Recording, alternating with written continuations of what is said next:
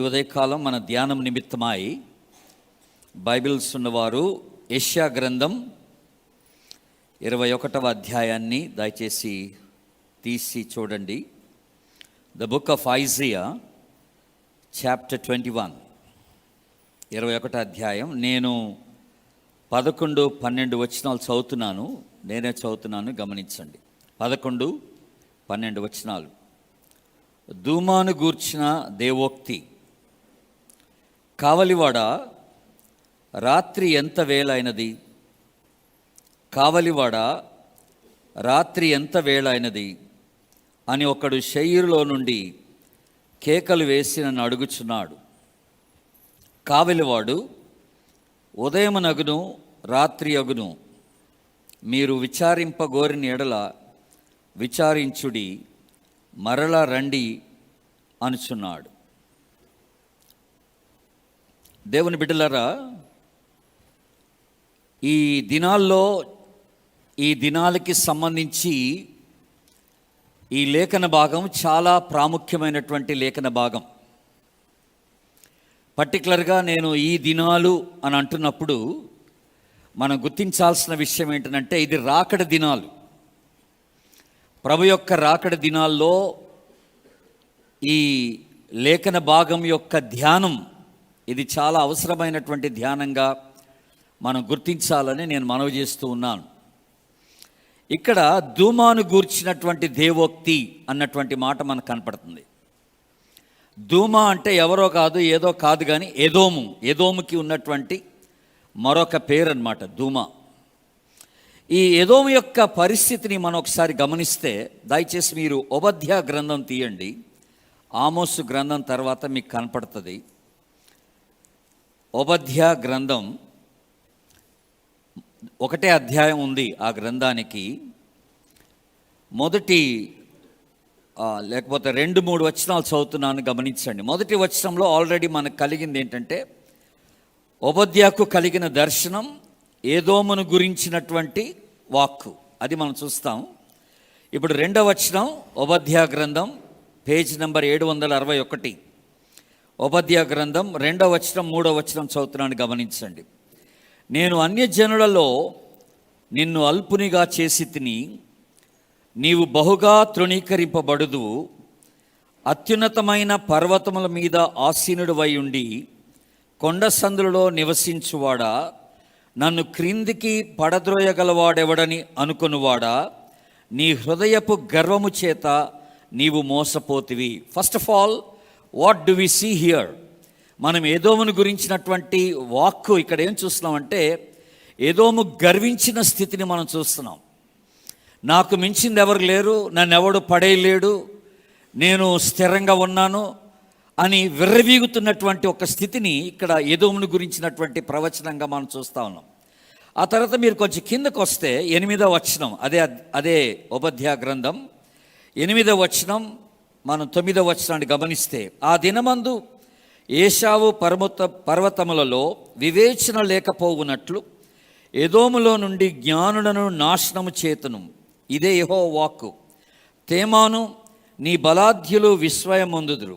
అందువలన ఏశావు యొక్క పర్వత నివాసులందరూ హతులై నిర్మూలమగును. ఇక్కడ దేవుడు సెలవిస్తున్న మాట, ఎదోము యొక్క గర్వాన్ని పురస్కరించుకొని చెప్తున్న మాట ఏంటంటే, I will destroy all your wise men అని అన్నాడు.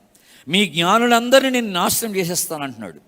అంటే మీకు ఎంతో జ్ఞానం ఉందని, మీరు చాలా రాణించగలరని మీరు విర్రవీగిపోతున్నారు కనుక, మీరు నా మీద ఆధారపడినట్లుగా మీ జ్ఞానాన్ని నేను నాశనం చేస్తానని ఇక్కడ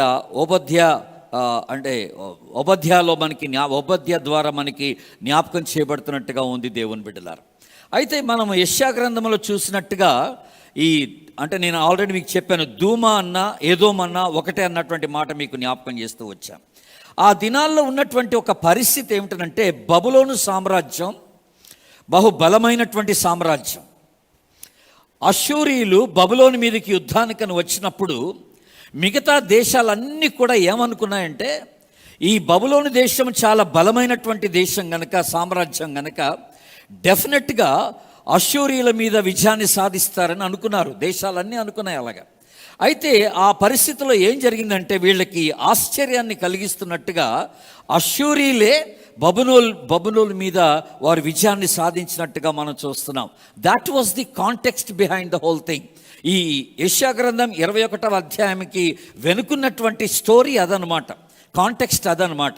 ఎప్పుడైతే బబులోను మేము సాధిస్తామని అనుకున్నది సాధించలేకపోయారో అప్పుడు దేవుడైనటువంటి యెహోవా యెషయా ద్వారా ఈ కబురు ఇక్కడ పంపుతున్నట్టుగా ఉందన్నమాట. వీళ్ళకి కబురు పంపుతున్నట్టుగా ఉంది. ఇప్పుడు దేశాలన్నీ ఆశ్చర్యపడుతున్నట్టుగా బలమైనటువంటి రాజ్యమే కూలిపోయింది కదా, అలాంటప్పుడు మిగతా దేశాలన్నీ ఏమాత్రం నిలుస్తాయి అన్నట్టుగా ఒక ఆలోచన కలిగి దేవుడు వెంటనే ఇక్కడ యెషయా ద్వారా కబురు చేస్తున్నటువంటి విషయం ఏంటంటే, మీరు 21వ అధ్యాయం యెషయా గ్రంథం చూడండి. 21వ అధ్యాయం 6వ వచనంలో ఒక చక్కని మాట దేవుడు జ్ఞాపకం చేస్తున్నాడు యెషయా ద్వారా. నీవు వెళ్ళి కావలి వాణ్ణి నియమింపుము, అతడు తనకు కనబడు దానిని తెలియచేయును. కావలి వాణిని నియమింపుము అని అన్నాడు. It's very important. To appoint a watchman is very important for a nation. Not only for a nation, even for a family, for a church. ఒక కుటుంబానికి, ఒక దేశానికి, ఒక సంఘానికి దేవుడు ఒక కావలి వాణిని నియమించుట, ఇది ఎంతో ప్రాముఖ్యమైనటువంటి విషయంగా దేవుడు ఇక్కడ మనకి జ్ఞాపకం చేస్తూ ఉన్నాడు. దేవుని బిడ్డలారా, మీరు గమనిస్తే ఆ దినాలు ఇప్పుడు దాదాపుగా 2700 సంవత్సరాల క్రితం అక్కడ జరుగుతున్నటువంటి పరిస్థితి. అంటే ఈ ప్రజలందరూ కూడా మనం గమనించినట్లయితే వారు చాలా భయస్థులైపోయినట్టుగా కనపడతా ఉందన్నమాట ఆ స్థితిలో. ఎందుకనంటే బబులోనే కూల్చబడింది కనుక వాళ్ళు భయము చేత వణికిపోతూ ఉన్నట్టుగా మనం గమనిస్తూ ఉన్నాం. ఈరోజు కూడా మన దేశ పరిస్థితి అలాగే ఉంది. దేవుని బిడ్డలారా, చాలా దేశాల్లో ఉన్న పరిస్థితి ఈరోజు ప్రపంచంలో అలాగే ఉంది. ఎక్కడ చూసినా టెర్రరిస్ట్ అటాక్స్ మనం చూస్తూ ఉన్నాం. దేవుని బిడ్డలారా, ఎక్కడ చూసినా సరే హత్యలు మనం చూస్తూ ఉన్నాం. ఎక్కడ చూసినా బలాత్కారం మనం చూస్తూ ఉన్నాం. ఎక్కడ చూసినా సరే న్యాచురల్ డిసాస్టర్ అని అంటే ఊహించినటువంటి రీతిలో సునామీలని, ఫ్లడ్స్ అని అనేక రీతులుగా పరిస్థితులు తారుమారవుతూ మనం ఊహించినటువంటి వ్యాధులు, మనం ఎప్పుడు కని విని ఎరగినటువంటి వ్యాధుల చేత మనుషులు వాళ్ళు తాకబడి నాశనానికి, భయానికి గురవుతున్నటువంటి సందర్భంగా ఇక్కడ మనం చూస్తూ ఉన్నాం. ఈ టైంలో ఇక్కడ మనం గమనిస్తుంది ఏంటంటే, ఎదోమీయులు అంటే వీళ్ళట దేవుని వైపు తిరిగారట, ప్రవక్త వైపు తిరిగారట. ప్రవక్త వైపు తిరిగి ప్రవక్త యొక్క సలహా అడుగుతున్నారు. ఇప్పుడు మేమేమి చేయాలని అడుగుతున్నారు అంటే, ఎదోమీయుల దగ్గర ఏంటి ఆస్ట్రాలజర్స్ లేరా, జ్యోతిష్యులు లేరా, లేకపోతే శకునగాండ్రులు లేరా, వాళ్ళు వెళ్ళి వాళ్ళని సంప్రదించలేరా అంటే, దేవుని బిడ్డలారా, స్థానికంగా ఏదో చిన్న సమస్య వస్తే నువ్వు వెళ్ళొచ్చేమో కానీ దేవుని చేత ఒక ప్రతికూలమైన పరిస్థితి నీ జీవితానికి తగిలినప్పుడు, వాటిల్లినప్పుడు నువ్వు దేవుణ్ణి ఆశ్రయించాలి. ఆమెనండి అందరూ ఒకసారి ఆమెన్. దేవుడు కొన్ని ప్రతికూలమైన పరిస్థితుల్ని మన జీవితాల్లో కలిగించినప్పుడు అది దేని నిమిత్తమే కలిగిస్తాడంటే మనము ఆయన వైపు తిరగాలనేటువంటి ఉద్దేశంతో. అంతేగాని నువ్వు లోకం వైపు చూడాలని కాదు, లోకస్తుల వైపు చూడాలని కాదు, ప్రజల యొక్క ఆశ్రయాన్ని నువ్వు తీసుకోవాలని కాదు, వాళ్ళ సలహాలు తీసుకోవాలని కాదు. ఇది దేవుని చేత ఏర్పరచబడింది కనుక దేవుడే దీనికి జవాబు ఇవ్వాలి. ఆమెనండి మళ్ళొకసారి అంతే. కనుక ఈ రోజున మీ జీవితంలో ఎలాంటి పరిస్థితి గుండా మీరు వెళ్తున్నప్పటికి కూడా మనం గుర్తించాల్సింది ఏంటంటే, దీనికి పరిష్కారం ప్రభువే, దీని పరిష్కారం ప్రభువే. కనుక మనం ఆయన వైపు తిరగాలి, ఆయన ఆశ్రయించాలి, ఆయన యొక్క సలహా తీసుకోవాలి, ఆయన చిత్తమేంటో తెలుసుకోవాలి. ఆయన చెప్పినట్టుగా చేయడానికి మనం ఇష్టపడినప్పుడు చాలా గొప్ప కార్యాలు మనం చూడగలం మన జీవితంలో. దేవుని బిడ్డలారా, ఇప్పుడు ఇక్కడ మన 21వ అధ్యాయంలో కావలివాడ రాత్రి ఎంత వేళ అయినది అని అన్నప్పుడు మనం 2 విషయాలు ఇక్కడ గమనిస్తున్నాం. రాత్రి గురించి మాట్లాడుతున్నాడు. ఫస్ట్ ఆఫ్ ఆల్ ఇది రాత్రి సమయం అన్నాడు. ఇది చీకటి కాలానికి సాదృశ్యంగా ఉంటుందన్నమాట. ఈ రాత్రి సమయంలో ఎంత వేళ అయినది అంటే అసలు పరిస్థితి ఏమిటని చెప్పడం అన్నమాట. దీని క్వశ్చన్ ఏంటంటే, ఇప్పుడున్న పరిస్థితి ఏంటి ఈ చీకటి కాలంలో, ఈ అంధకార కాలంలో ఇప్పుడున్న పరిస్థితి ఏమిటి అని చెప్తున్నప్పుడు మొట్టమొదటిగా మనం గుర్తించాల్సింది ఏంటంటే 2 విషయాలు ఇక్కడ ఉన్నాయి. ఒకటి, ఇది సమస్త జనములకు ఇది వర్తిస్తున్నటువంటి ఒక మాటగా మనం తీసుకోవాలి. మొట్టమొదటిగా అనేకమైనటువంటి దేశాలకు వర్తిస్తున్నటువంటి స్టేట్మెంట్ అన్నమాట ఇది. రెండవది, అనేక కుటుంబాలకి వర్తిస్తున్నటువంటి స్టేట్మెంట్గా కూడా మనం దీన్ని తీసుకోవాలి. ఈ రెండింటిని ఎలాగ తీసుకోవాలో మీకు కొంత వివరణ చేస్తాను. ఇది అనేకమైన దేశాలకు సంబంధించినటువంటి మాటగా మనం దీన్ని ఎలా తీసుకోగలమంటే, మీరందరికీ గుర్తుంటే 1914వ సంవత్సరంలో మనకి మొదటి ప్రపంచ యుద్ధం ప్రారంభించబడింది. అప్పుడు గ్రేట్ బ్రిటన్కి ఫారెన్ మినిస్టర్గా ఉన్నటువంటి ఒక అతను లార్డ్ ఎడ్వర్డ్ గ్రే అంటారు అతని పేరు. ఈ లార్డ్ ఎడ్వర్డ్ గ్రే ఈ ప్రపంచ యుద్ధం ప్రారంభించబడినప్పుడట రాత్రంతా క్యాబినెట్ మీటింగ్ పెట్టాడట. ఒక రాత్రంతా క్యాబినెట్ మీటింగ్ పెట్టి తెల్లవారుచుండగా ఆయన ఆ మీటింగ్లో నుంచి బయటికి రాగానే ఆయన చూసిన ఒక పరిస్థితి ఏమిటంటే, ఆ దినాల్లో నా చిన్నప్పుడు కూడా నేను చూశాను, నాకు బాగా గుర్తుంది. నేను దీన్ని స్టడీ చేస్తున్నప్పుడు నాకు గుర్తొచ్చింది. నా చిన్న దినాల్లో నేను చూసింది ఏంటంటే, ఇప్పుడు యవనస్తులు చాలామంది మీరు స్ట్రీట్ లైట్స్ చూస్తున్నారు, ఎలక్ట్రిక్ స్ట్రీట్ లైట్స్. నా చిన్నప్పుడు అవి లేవు. గ్యాస్ లైట్స్ ఉండేవి అనమాట, అన్నీ కూడా పెట్రోమాక్స్ లైట్స్ ఉండేవి. ఒక అతను ఈ లైట్స్ అన్నీ మోసుకొచ్చి ఈవినింగ్ 6 o'clock కాగానే ఒక్కొక్క వీధి దగ్గర ఒక పోల్స్ ఉన్నాయి, ఆ పోల్కి వేలాడి తీసి వెళ్ళిపోయాడు అనమాట. మళ్ళీ రాత్రంతా వెలుగుతూ ఉండేవి అవి. మళ్ళీ తెల్లవారి వచ్చి వాటన్నిటిని తీసుకెళ్ళిపోయాడు అనమాట, ఆఫ్ చేసుకుని వెళ్ళిపోయాడు అనమాట. ఇది ఇలాంటి పరిస్థితే lord Edward grey, the foreign minister of great Britain, ఆయన క్యాబినెట్ మీటింగ్ ముగించుకొని బయటకు వస్తూ ఉండగా తెల్లవారుతున్నప్పుడు ఆయన గమనించింది ఏంటంటే, ఈ ల్యాంప్ లైటర్ అంటారు ఇతన్ని, అంటే లైట్స్ వెలిగించేవాడు అనమాట. వాడు వచ్చి గ్యాస్ లైట్స్ అన్నీ ఆఫ్ చేసుకుంటే వెళ్ళిపోతున్నాడంట. గ్యాస్ లైట్స్ అన్నీ ఆఫ్ చేసుకుంటే వెళ్ళిపోతుంటే అప్పుడు గ్రే అన్నాడంట, lamps wear given of all over Europe అన్నాడంట ఆయన. ఆయన అన్నది ఏంటంటే, యూరప్ మొత్తంలో ఇప్పుడు ఈ దీపాలు ఆరిపోతున్నాయి అన్నాడట. దాని వెనకాల చాలా అర్థం ఉందన్నమాట. యూరప్ అంతటిలో దీపాలు ఆరిపోతున్నాయంటే మనం మళ్ళీ వెలుగు చూస్తామో లేదో అని, పరిస్థితి అందమయమైపోతుందని చెప్పడం అనమాట, అంధకారమయమైపోతుందని చెప్తున్నాడు అనమాట అక్కడ. ఆయన అన్నట్టుగానే రాబోతున్నటువంటి సంవత్సరాల్లో జరిగింది ఏంటంటే, రష్యా కమ్యూనిస్ట్ చేతిలో పడిపోయింది దేవుని బిడ్డలారా. జర్మనీ హిట్లర్ చేతిలో పడిపోయింది. ఇటలీ మిస్సోలినీ చేతిలో పడిపోయింది దేవుని బిడ్డలారా. అలాగే మనం గమనిస్తే ఫ్రాన్స్ అండ్ ఇంగ్లాండ్ వాళ్ళు World War II ప్రపంచ 2వ యుద్ధంలో వాళ్ళు చాలా బలహీనపరచబడ్డట్టుగా మనం గమనిస్తూ ఉన్నాం. కనుక ఆ మునుపటి ఉన్నటువంటి ఐరోపా దేశాలకు ఉన్నటువంటి ఆ వైభవం అంతా కూడా పోయినట్టుగా, ఆ దేశాల్లో చీకటి కమ్ముకుంటూ వస్తున్నట్టుగా మనం గమనిస్తున్నాం. నేను కొంత స్టడీ చేస్తున్నప్పుడు నాకు తెలిసింది ఏంటంటే, ఈవెన్ USA అమెరికా దేశంలో క్యాన్సస్ సిటీ అని ఉంది. ఆ సిటీలోట ఒకప్పుడట అసలు పోలీసు వాళ్ళు లేరట. మీరు ఊహించగలరా? ఆ సిటీలో పోలీసు వాళ్ళు లేరట. వాళ్ళట ఎప్పుడో సంవత్సరానికి ఒక 2 సార్లు 3 సార్లు అలాగా పట్టణంలోకి వచ్చి ఒట్టిగా దర్శించి వెళ్ళిపోవడట పోలీసులు. బట్ ఈరోజు అదే సిటీలో ఉన్న పరిస్థితి ఏంటంటే, రోజుకి 2-3 సార్లు పోలీసు వాళ్ళు తిరుగుతూనే ఉంటారు, ఎవరినోహని పట్టుకుంటూ ఉంటారు. అంటే పరిస్థితి మారిపోయిందనమాట. అంటే ఇక్కడ మాట్లాడుతున్నట్టుగా కావలివాడ వేళ ఎంత అయినది అని అంటే, ఇది చీకటి కాలం అన్నమాట. పరిస్థితులు మారిపోయాయి. ఒకప్పుడు ఉన్నట్టుగా ఇప్పుడు పరిస్థితి లేదని దేవుడు జ్ఞాపకం చేస్తూ ఉన్నాడు. దానియేలు గ్రంథం మీరు చూస్తే 5వ అధ్యాయంలో 26వ వచనంలో చక్కని మాట మనకు కనపడుతుంది. అక్కడ ఒక దర్శనములో దేవుడు రాజుకి తెలియజేస్తుందంటే, త్రాసులో చూడగా నీవు తక్కువ వాడిగా కనపడుతున్నావు.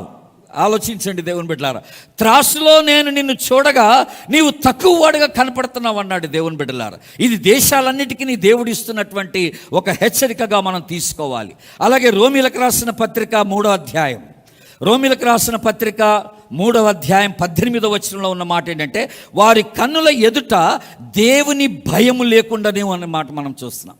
వారి కన్నుల ఎదుట దేవుని భయం లేదట, భయమేమీ లేదట. 11వ వచనంలో గ్రహించువాడు ఒక్కడునూ లేడనే మాట మనం చూస్తున్నాం. రోమా 3:11లో గ్రహించువాడు ఒక్కడునూ లేడన్నట్టుగా మనం గమనిస్తున్నాం. ఈ రోజుల్లో కూడా దేశ పరిస్థితులు అలాగే ఉన్నాయి దేవుని బిడ్డలారా.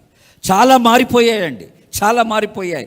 దేవుని గురించిన ఆలోచన తక్కువైపోయింది దేవుని బిడ్డలారా. అది మనం గమనిస్తున్నాం. చీకటి ఆవరిస్తున్నటువంటి వేళ ఎంత అయినది అంటే, ఇది రాత్రి వేళ అని మనం చెప్పాలి. ఫస్ట్ ఆఫ్ ఆల్ ఇది రాత్రి వేళే. అన్ని దేశాల్లో ఇది రాత్రి సమయంగానే, మన దేశంలో కూడా రాత్రి సమయంగా ఉంటుందన్నమాట.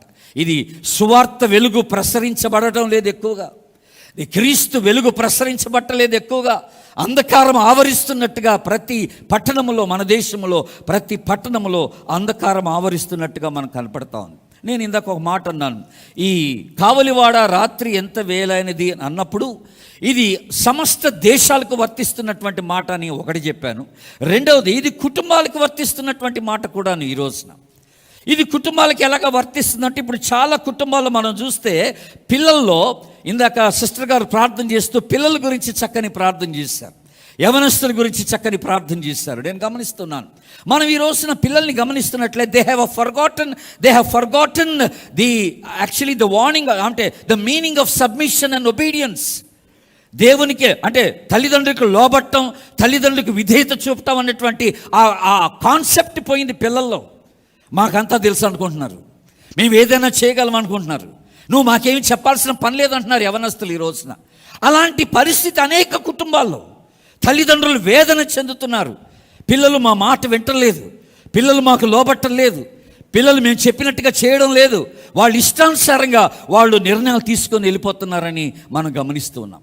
అదే భర్తల్లో చూస్తే, భర్తల్లో ఈ రోజున ప్రతి కుటుంబంలో ఉన్న పరిస్థితి ఏంటంటే, ఆ విశ్వాస్యతను కోల్పోయినటువంటి భర్తలు చాలామంది ఉన్నారు.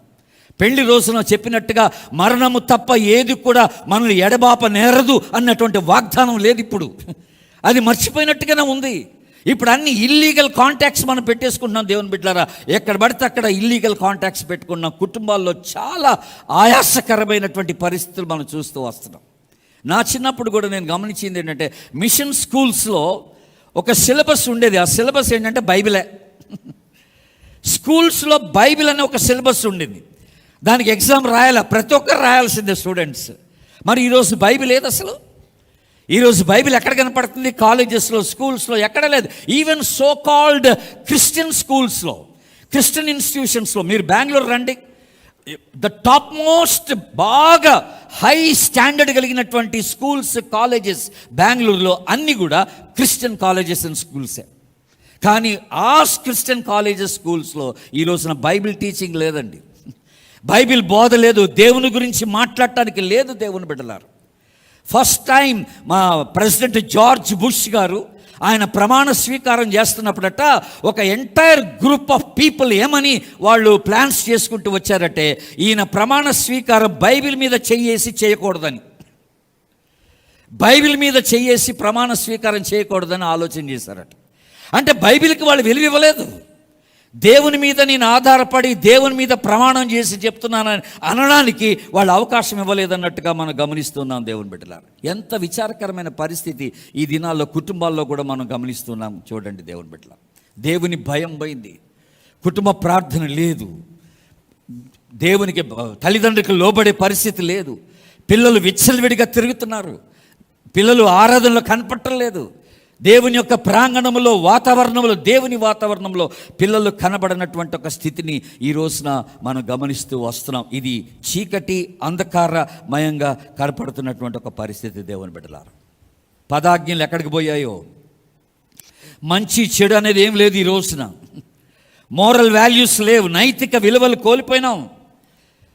యేసు ప్రభుని పక్కన పెట్టేశాం, బైబిల్ని పక్కన పెట్టేశాం, దేవుడు లేడు, రక్షణ లేదు, క్రైస్తవ్యం లేదు అన్నటువంటి ఒక భావన ఈరోజు పిల్లల్లో చాలామంది యవనస్తుల్లో వచ్చేస్తున్నట్టుగా మనం గమనిస్తున్నాం. ఇంకా మీరు బెంగళూరులో చూస్తే మరీ భయంకరం అన్నమాట. చాలామంది యవనస్తులు చర్చికి వస్తారు, యూత్ మీటింగ్కి వస్తారు, కానీ బైబిల్ లేకుండా వస్తారు. మీకు తెలుసో లేదు, బైబిల్ లేకుండా వస్తారు, చేతులు ఒప్పుకుంటూ వస్తారు.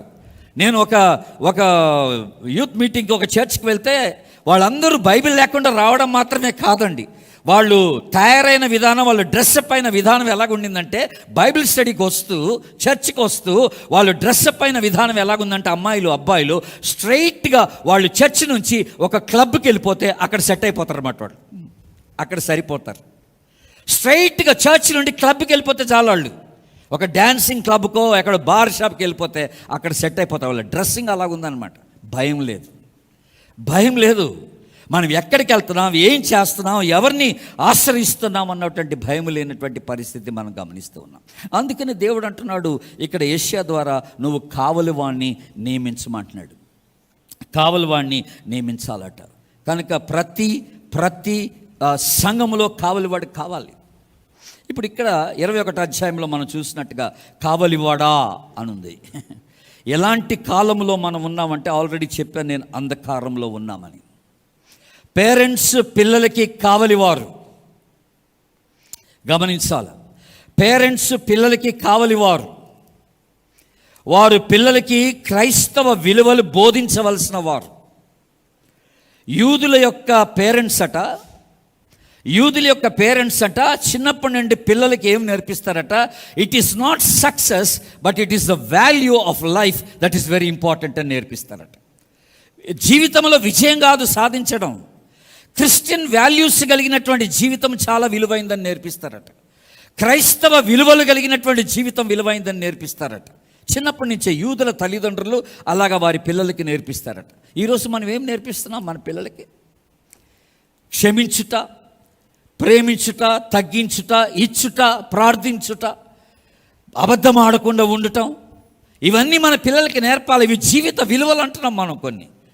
ఈ విలువల్ని ఇంటగ్రిటీ లేకపోతే యథార్థంగా జీవించడం అనేది మన పిల్లలకి మనం నేర్పాలి దేవుని బిడ్డలారు. కనుక ఒక తల్లిదండ్రులైనటువంటి వారు పిల్లలకి కావలి వారిగా ఉంటారని దేవుడు జ్ఞాపకం చేస్తున్నాడు. భర్తలు భార్యలకి కావలివారు. దేవుని భయం భార్యల్లో పెట్టాలి. కుటుంబాన్ని దైవభక్తిలో పెంచాల్సిన అవసరత భర్తకున్నది దేవుని బిడ్డలారు. ఒక పాస్టర్ గారు కాంగ్రిగేషన్కి కావలివాడు, గుర్తుపెట్టుకోండి. ఒక పాస్టర్ గారు కాంగ్రిగేషన్కి కావలివాడుగా ఉండాల్సిందే. సంఘస్థులందరినీ కూడా విశ్వాసంలో వేరు పారేటట్టుగా చేయాలి. సంఘస్థులందరినీ కూడా వాక్యములో వేరు పారేటట్టుగా చేయాలి సంఘస్థుల్ని. ఇది పాస్టర్ గారి యొక్క బాధ్యత. అలాగే జరుగుతూ ఉంది ఇక్కడ. మీకు మంచి పాస్టర్స్ని దేవుడు మీకు ఇచ్చాడు, వాక్యాన్ని బాగా బోధించగలిగిన పాస్టర్స్ని. బైబిల్ స్టడీస్ ఉన్నాయి మీకు. కారణం ఏంటంటే మీరు వాక్యములో వేరు పారాలన్న ఉద్దేశంతో బైబిల్ స్టడీస్ ఏర్పాటు చేశారు. ఈ బైబిల్ స్టడీస్లో మీరు పాల్గొంటే మీరు ఎంతో ధన్యులు దేవుని బిడ్డలారా, గమనించండి. అలాగే పెద్దలైనటువంటి వారు చిన్నవాళ్ళకి కావలివారని బైబిల్ మనం జ్ఞాపకం చేయబడతా ఉంది. పెద్దలైనటువంటి వారు చిన్నలైనటువంటి వారికి కావలివారు. అన్నలందరూ తమ్ముళ్ళకి చెల్లెలకి కావలి ఉండాలి. అక్కలైన వాళ్ళు చెల్లెలకి తమ్ముళ్ళకి కావలా ఉండాలి. ఈ కావలివాడా అంటున్నప్పుడు ఇది మనందరికీ వర్తిస్తున్నటువంటి విషయంగా మనం గుర్తించాలి దేవుని బిడ్డల. I'm a watchman. నా కిందున్న వారికి నేను కావలివాడను. నా క్రిందున్న చిన్నవారికి నేను కావలివాడను. దేవుడు నాకు ఒక బాధ్యత ఇచ్చాడు.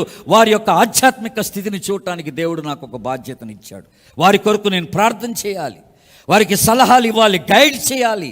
వారిని ప్రభు యొక్క భక్తిలో, వారి ప్రభు యొక్క మార్గంలో నడిపించడానికి నేను ప్రయత్నం చేయవలసినటువంటి వాడనై ఉన్నానని దేవుని వాక్యం సెలవిస్తూ ఉంది. చూడండి, యెహెజ్కేలు గ్రంథం తీయండి దయచేసి. ఇప్పుడు యెహెజ్కేలు గ్రంథం 33వ అధ్యాయం. ఇక్కడ 2-3 వచనాలు మనం గమనిద్దాం.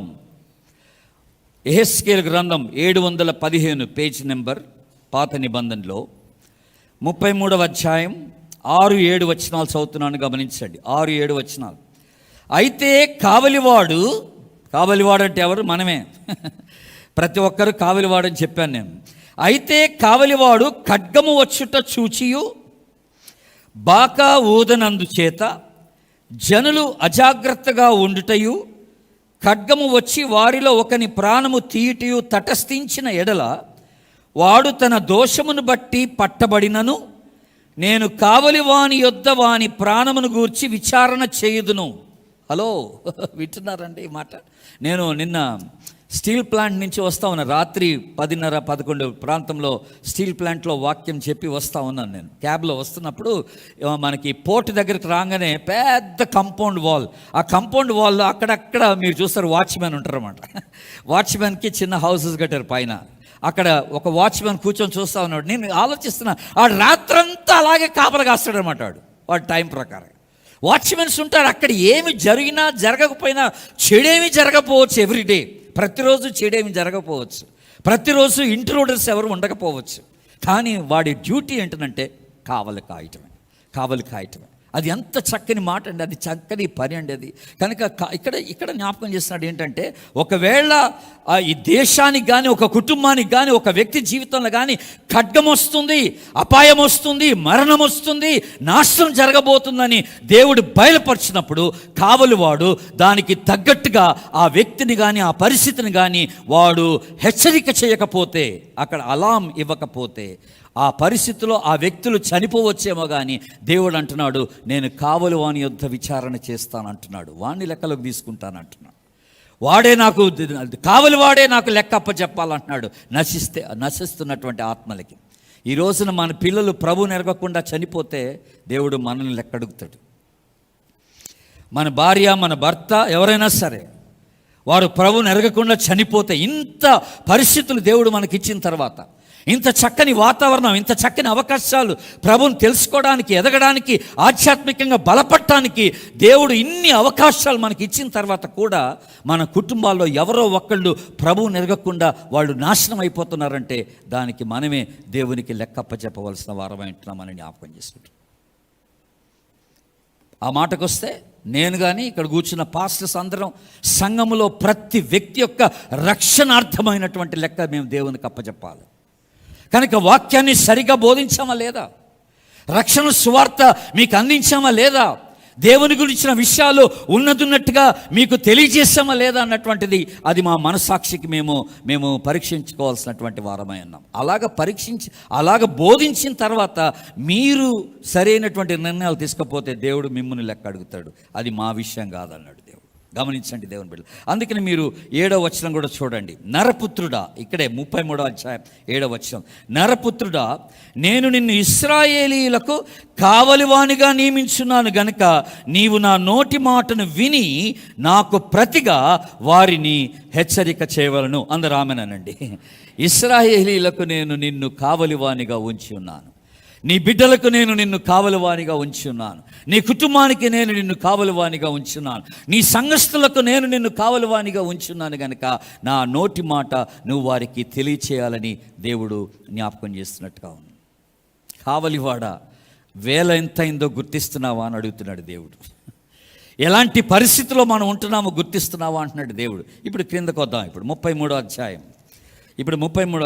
8వ వచనం చదువుతున్నాను, గమనించండి. 8వ వచనం మాత్రం, దుర్మార్గుడా, నీవు నిశ్చయముగా మరణము నొందుదు అని దుర్మార్గునికి నేను సెలవీయగా అతడు తన దుర్మార్గతను విడిచి జాగ్రత్త పడునట్లు నీవు ఆ దుర్మార్గునికి నా మాట తెలియచేయని ఎడల ఆ దుర్మార్గుడు తన దోషమును బట్టి మరణము నొందును గాని అతని ప్రాణమును గూర్చి నిన్ను విచారణ చేయదును. హలో, వింటున్నానండి? మనకి చాలామంది తెలుసు, కొంతమంది మన చుట్టూన్నటువంటి వారు ఎలాంటి జీవితాన్ని జీవిస్తున్నారు. It is time that we go to them and share the gospel to them. వాళ్ళ దగ్గరికి వెళ్ళి ప్రభు యొక్క ప్రేమను వారితో పంచుకోవాలి. నేను ఇంతకుముందు ఎప్పుడైనా మీకు చెప్పుంటానేమో, నేను బేసిక్గా ఖమ్మం వాస్తవ్యుణ్ణి. మాది ఖమ్మం. ఇప్పుడు దాదాపుగా ఒక 17 years 17 సంవత్సరాలుగా ఇప్పుడు మేము బెంగళూరులో ఉంటున్నాం, ఫ్యామిలీ అంతా. ఖమ్మంలో కుర్రోడు ఉండేవాడు, రౌడీ షీటర్. వాడు బేసిక్గా రౌడీ షీటరే. పోలీస్ స్టేషన్లో వాడిదే ఫస్ట్ ప్రేయరు రౌడీ షీటర్లో. ఎన్ని మర్డర్స్ చేశాడో వాడు. డబ్బులు తీసుకుంటాడు, చంపేస్తాడు జనాల్ని. లీడర్స్ దగ్గర, పొలిటికల్ లీడర్స్ దగ్గర డబ్బులు తీసుకొని, యవనస్తుడండి, 26-27 సంవత్సరాలు యవనస్తుడు, పెళ్ళయింది. కానీ జీవితం ఎట్లా పాడు చేసుకున్నాడో నేను చెప్పలేనండి. వాడికి చక్కని భార్య, ప్రార్థనాపర్రాలైన భార్య. ఎట్ట దొరికిందో తెలియదు మరి. ఇట్లాంటి వాళ్ళకి అట్లాంటి భార్యలు దొరుకుతారు మొత్తం మీదకి.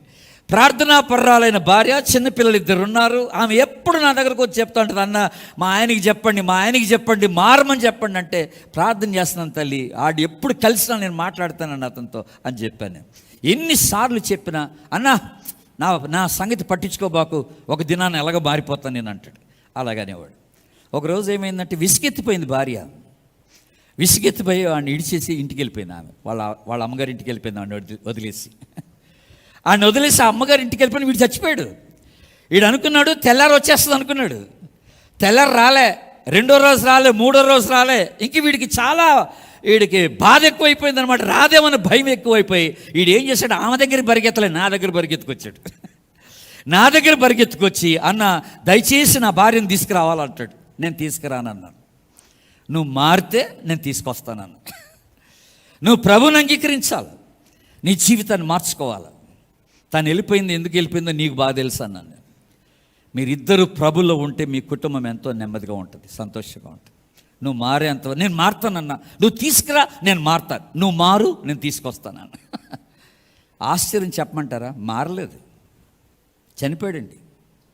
రక్షణ లేకుండా చనిపోయాడు. ఇప్పుడు ఇక్కడ ఏమన్నా, ఒక దుర్మార్గుడిని గురించి నేను హెచ్చరిక చేసినప్పుడు, ఆ దుర్మార్గుడికి నీవు నా నోటి మాట తెలియచేయకపోతే, ఆ దుర్మార్గుడు చనిపోతే వాని గురించినటువంటి లెక్క నేను నిన్ను అడుగుతాను అంటున్నాడు దేవుడు. ఒకవేళ నువ్వు తెలియచేసిన తర్వాత వాడు చనిపోతే అది వాడే దేవునికి లెక్కప్ప చెప్పుకోవాల్సినటువంటి పరిస్థితి. కావలివాని యొక్క బాధ్యత అది. మన చుట్టూ చాలామంది అలాంటి వ్యక్తుల్ని మనం చూస్తూ ఉండొచ్చు దేవుని బిడ్డలారా. ప్రతిరోజు మన బాధ్యత ఏంటి, మనం ఏం చేస్తున్నాం, వాళ్ళకి ఎలాగా ఈ విషయాన్ని వాళ్ళకి తెలియచేస్తున్నామని, మనము దేవుని విషయాలు వాళ్ళకి తెలియచేస్తున్నామన్న సంగతి జ్ఞాపకం చేసుకోవాల్సిన వారం అంటున్నాం. కనుక ఇక్కడ దానికి సంబంధించి ఇంకొక మాట చదువుకుందాం. 11వ వచనం చూడండి. ఇప్పుడు 33వ అధ్యాయం. కాగా వారితో ఇట్లనుము, నా జీవము తోడు దుర్మార్గుడు మరణము నొందుట వలన నాకు సంతోషము లేదు. దుర్మార్గుడు తన దుర్మార్గత నుండి మరలి బ్రతుకుట వలన నాకు సంతోషము కలగదు. కాబట్టి ఇశ్రాయేలీయులారా, మనసు త్రిప్పుకొనుడి, మీ దుర్మార్గత నుండి మరలి మనసు త్రిప్పుకొనుడి, మీరెందుకు మరణము నొందుదురు? ఇదే ప్రభువగు యెహోవా వాక్కు. ఎగ్జాక్ట్గా ఈ మాటలే మనం చెప్పాలి. మీరు మీ మనసు త్రిప్పుకొనుడి అనే మాట చెప్పాలి. అంతే. ఎంతమందికి నేను చెప్పానో ఈ మాట. త్రాగుబోతులకే, ముఖ్యంగా త్రాగుబోతులకే ఎంతమందికి చెప్పానో, మారండి అన్న. నువ్వు నన్ను త్రాగుడు మానేయమంటున్నావా? 40 రోజులు త్రాగకుండా ఉంటానంటాడు. 40 రోజులు కాదురా బాబు, నువ్వు బతికినంత కాలం తాగకూడదు.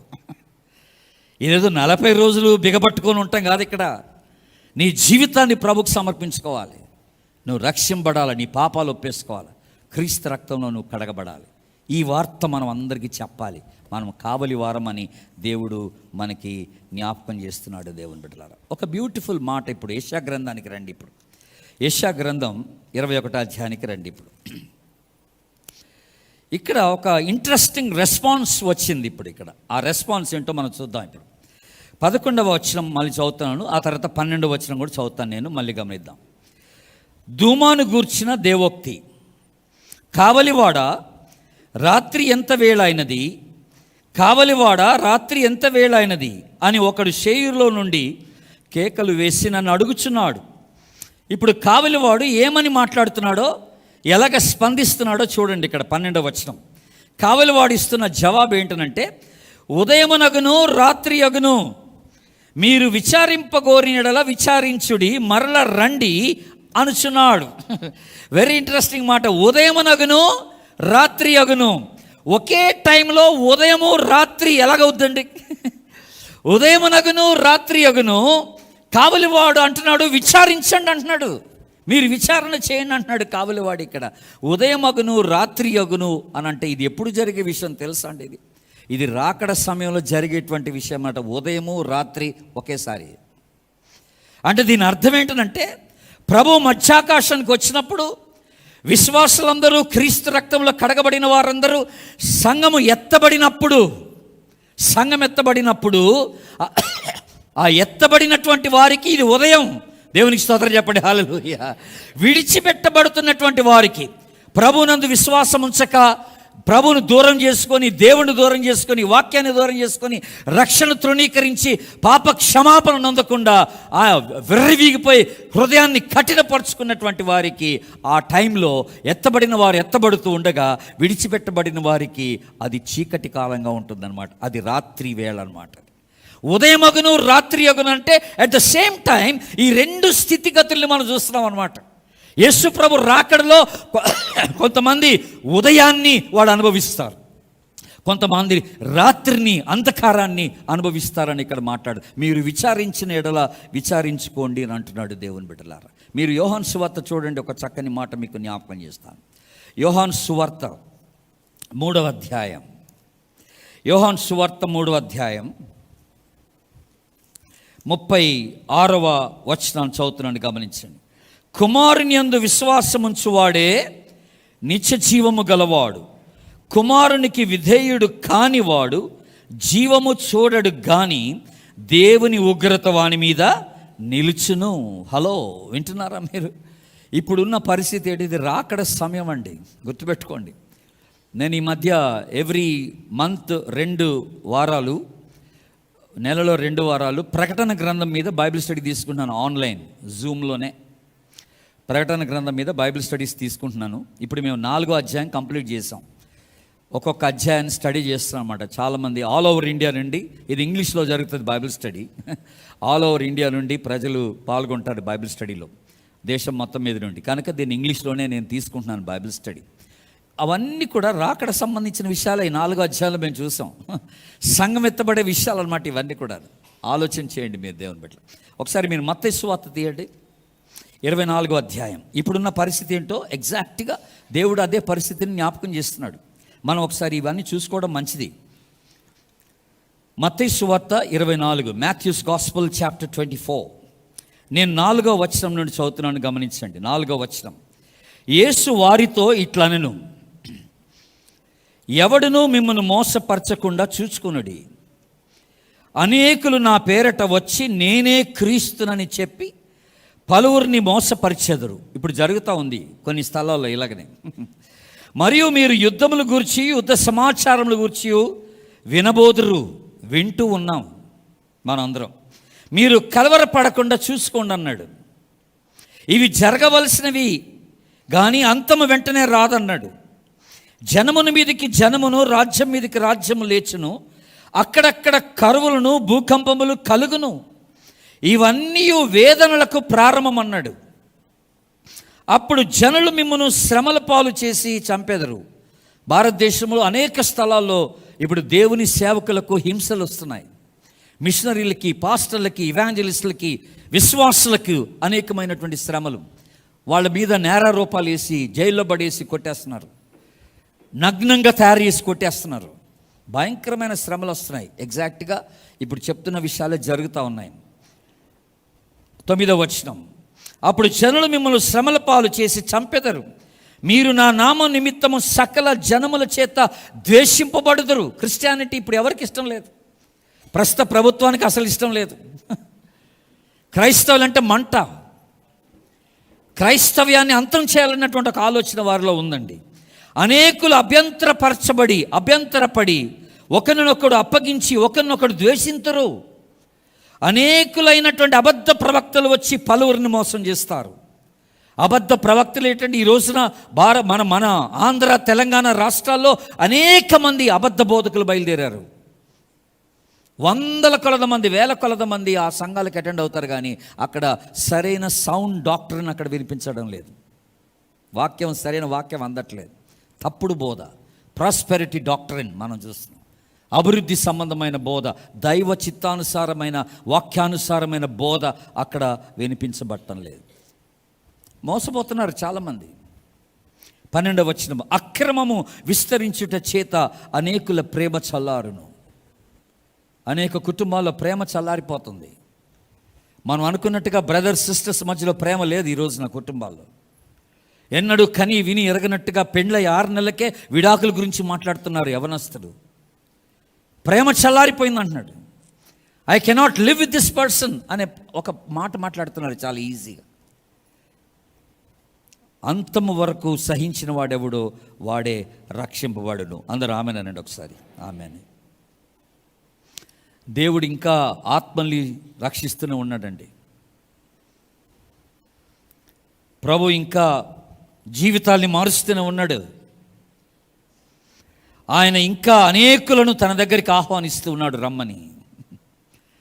మనం ఇప్పుడు కృపాయుగంలో ఉన్నాం. అందరూ ఆమెనండి. ఈ యుగం దాటిందంటే నెక్స్ట్ తీర్పు యుగమే. ఈ కృపాయుగంలో క్షమాపణ అందరికీ సంప్రాప్తి అయి ఉన్నది. గుర్తుపెట్టుకోండి.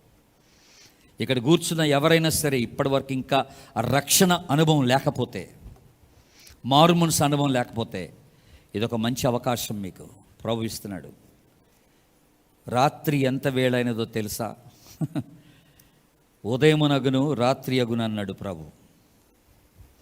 ఎత్తబడేవాడికి ఉదయం, విడిచిపెట్టబడేవాడికి రాత్రి. నువ్వు ఎత్తబడే గుంపులో ఉంటున్నావా, విడిచిపెట్టబడే గుంపులో ఉంటున్నావా? That's the question. మనం ఎప్పుడు ఊహించం కదా, ఇలాగ అందరము ఆరాధనలు ఉండి ఆరాధన చేస్తూ ఉండగా ప్రభు వస్తే ఏంటని. సడన్గా ఎన్ని బెంచీలు ఖాళీ అయిపోతాయో, ఎంతమంది ఉంటారు ఇక్కడ ఆలోచన చేసావా? Are you ready? నువ్వు సిద్ధంగా ఉన్నావా ప్రభు రాకడ కొరకు? సిద్ధంగా లేకపోతే ఇప్పుడు సిద్ధపడు. ఇది మంచి అవకాశం, ప్రభు నీకు ఇస్తున్న అవకాశం. తలలు వంచండి, ప్రార్థన చేసుకుందాం.